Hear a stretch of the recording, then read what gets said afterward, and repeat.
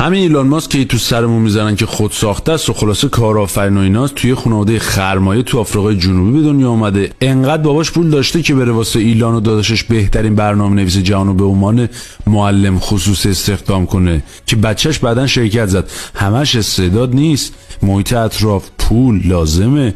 یا همین آقای وارن بافت، هی زرت و زرت کتاب انگیزشی ازش میاد بیرون. بهتون نمیگن که باباش سرمایه داره. 4 دوره نماینده نبراسکا تو مجلس نمایندگان آمریکا بوده. حالا یه نیمچه استعدادی هم داشته. یا آقای زاکربرگ که اولین میلیاردر زیر 30 سال جهانم بودن. روزی که میخواست بره دانشگاه، باباش بهش گفت بیا امتیاز مکدونالدو برات میخرم، خودت کارکاسبی راه بنداز، یا برو هاروارد مثلا اینقدر $100,000 مثلا شهریه بدم. حالا امتیاز مکدونالد چقدر بود؟